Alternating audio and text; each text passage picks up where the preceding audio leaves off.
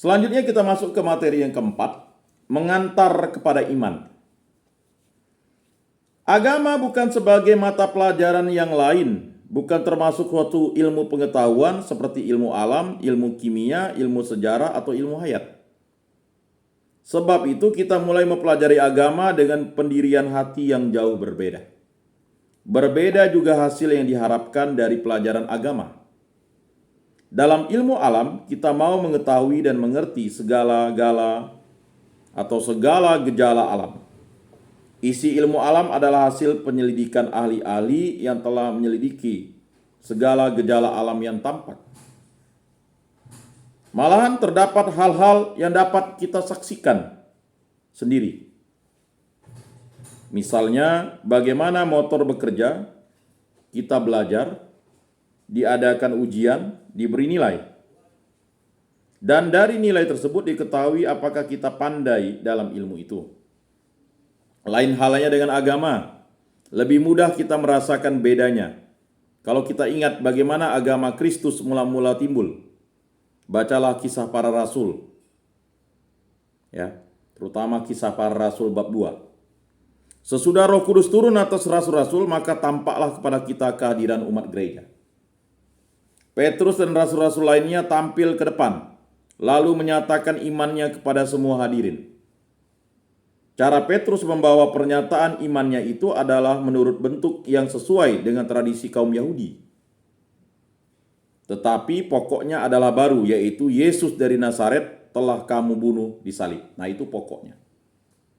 Namun Allah telah membangkitkan dia sehingga ia hidup. Ya.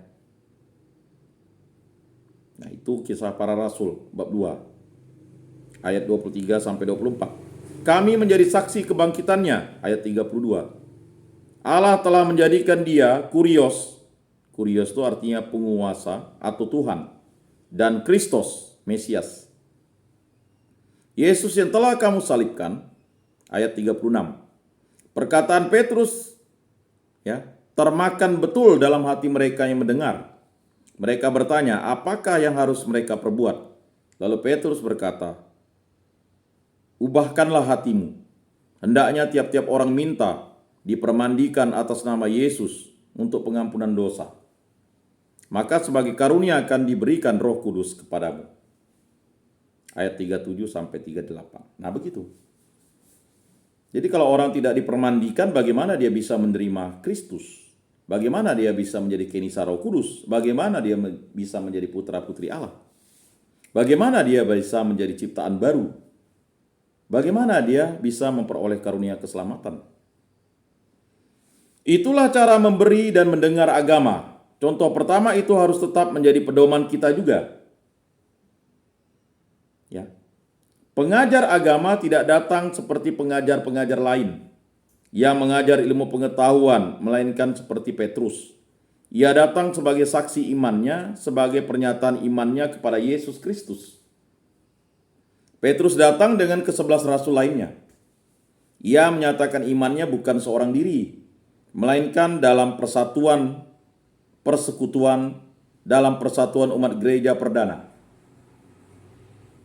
Pengajar agama juga membawa berita gembira, bukan sebagai keyakinan perseorangan saja, melainkan sebagai keyakinan bersama dari umat gereja, dalam persekutuan dengan uskupnya. Tiap-tiap uskup menyatakan imannya dalam persatuan dengan imam atau dengan iman semua uskup sedunia di bawah pimpinan uskup Roma. Demikian tampak kepada kita lukisan yang terdapat dalam Kisah Para Rasul tadi.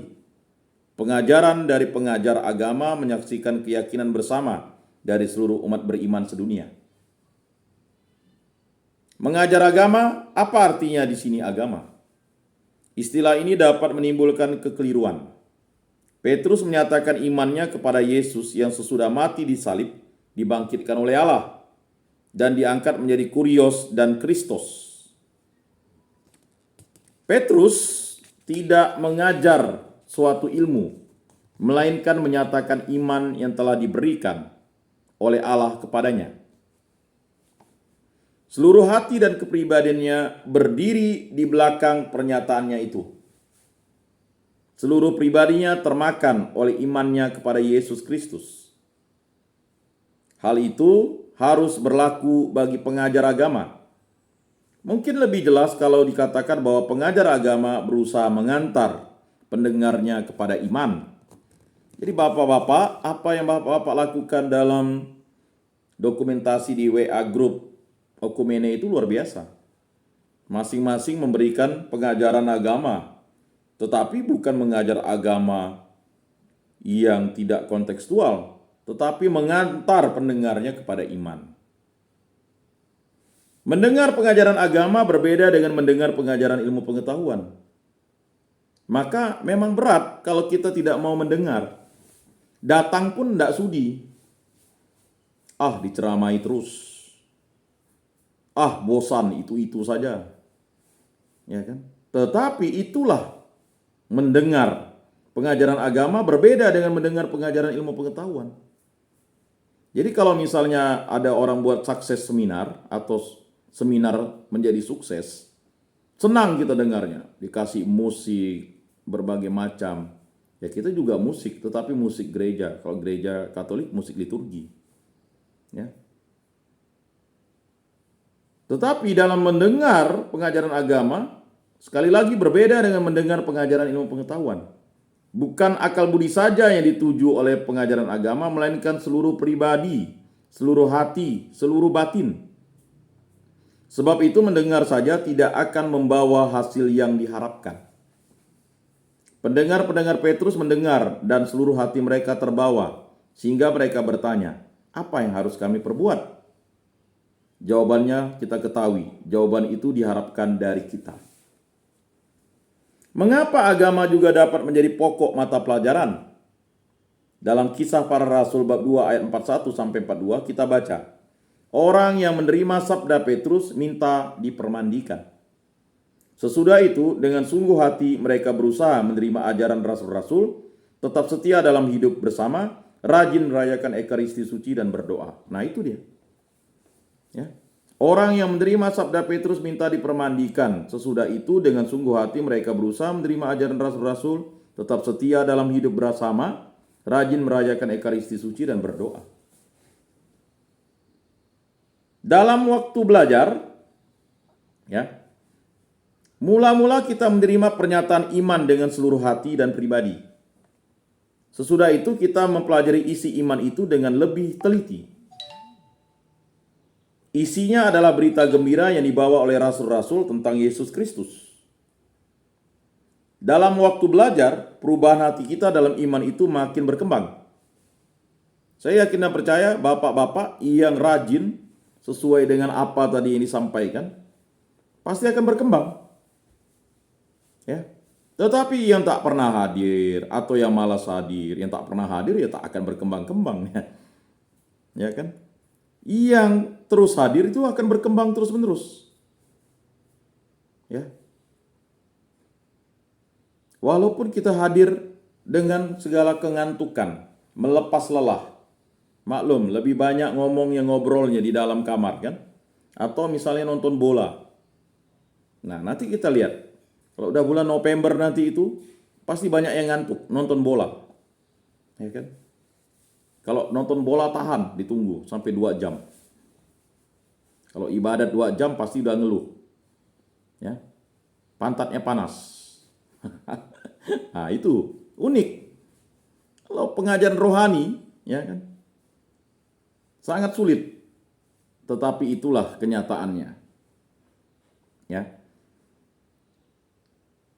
Jadi jelas di situ, sesudah itu kita mempelajari isi iman itu dengan lebih teliti. Isinya adalah berita gembira yang dibawa oleh rasul-rasul tentang Yesus Kristus. Dalam waktu belajar, perubahan hati kita dalam iman itu makin berkembang. Dalam hal itu, contoh dari umat pertama menjadi pedoman kita. Di samping dengan sungguh hati menerima ajaran rasul-rasul, tidak ketinggalan usaha hidup bersama. Ya, koinonia itu ya. Rasa persaudaraan dalam saling membantu. Ya, diakonia, pelayanan kan. Dan juga rajin merayakan Ekaristi Suci, liturgia, menguduskan itu. Sebab dalam perjamuan umat bersama Yesus Kristus, iman bersama itu bertumbuh. Ya, dia akan bertumbuh. Dan rajin berdoa, sebab dalam hubungan kita bersama di hadapan Allah Bapa, iman kita menjadi teguh. Karena pewartaan kerikma akan Yesus Kristus, maka kita bisa martiria. Ya. Iman itu berarti menyatakan diri dengan seluruh hati kepada Yesus Kristus. Itulah agama. Agama, iman kepada Yesus Kristus bukan merupakan hasil penyelidikan manusia, melainkan karunia dari atas. Nah, jadi agama, iman kepada Yesus Kristus bukan merupakan hasil penyelidikan manusia, melainkan karunia dari atas. Kita lihat dalam kitab suci, Injil Matius 16 ayat 17. Melukiskan kepada kita pernyataan iman dari Petrus kepada Yesus, bahwa ia putra Allah. Lalu Yesus bersabda, "Berbahagialah engkau Simon bin Yunus, sebab bukan manusia yang menyatakan itu kepadamu, melainkan Bapakku yang di surga. Bukan darah atau daging, artinya bukan usaha manusia, melainkan rahmat Allah." Dari imannya itu, Petrus dan rasul-rasul membawa berita gembira ke seluruh dunia. Iman itu ialah iman segala uskup dan seluruh umat beriman sampai sekarang. Rasul-rasul percaya, uskup-uskup percaya, juga uskup Roma percaya, hanya karena rahmat Allah. Dan seluruh umat beriman beserta mereka. Demikian berita gembira juga datang kepada kita. Dengan karunia Allah, kita menerimanya juga dalam sikap pendirian, mendengar dan percaya. Namun tanpa iman tidak mungkin orang berkenan kepada Allah. Ibrani 11 ayat 6. Nah itu. Namun tanpa iman tidak mungkin orang berkenan kepada Allah. Ibrani 11 ayat 6. Itu jadi pegangan kita. Jadi jelas ya Bapak-bapak terkasih. Jadi memang sekian tahun kita bersama ya, memang berganti-ganti ya. Tetapi kita yakin dan percaya ada yang menjalani di rumah retret ini sekian tahun. Terus bertumbuh dia. Dan sikap hidupnya berubah pasti. Kalau orang berubah langsung 100%, kalau beriman itu dia akan terus berkembang. Makanya jangan heran misalnya. Ya. Baru menjadi pengikut Kristus, wah udah luar biasa imannya. Mengapa yang sudah lama ya, tetapi akan ada perbedaan nantinya ketika konsistensinya ya. Jadi masing-masing itu ya sudah memahami bukan cepat atau lamanya mengenal Kristus orang itu bisa berkembang, tetapi karena mau bertumbuh bersama, mau melayani, mau bersekutu, mau dikuduskan, mau mewartakan ya. Jadi kalau kita hanya diam-diam saja, ya kan? Apa pewartaan kita di dalam kamar? Tidur tinggal tidur, bangun tinggal bangun. Ini orang Kristen kah? Apa sih agamanya kan begitu? Harusnya kita bangun kan langsung berdoa. Tidak perlu ngajak kawan, ya kan? Dia melihat, mendengar, menyaksikan, wah luar biasa. Tetapi ya jangan kontradiktif. Setelah berdoa, kita mulai emosi, marah-marah, dendam, iri, dengki. Ya itulah tadi kata surat Yakobus tuh. Atau Rasul Yakobus katakan apa tuh? Kamu berdoa. Atau kamu tidak berdoa. Atau kamu pun berdoa tapi kamu minta yang untuk hawa nafsumu. Kan begitu. Jadi Bapak-bapak yang terkasih, kita memulai makna. Memang panjang prosesnya, tetapi kita harus pahami itu.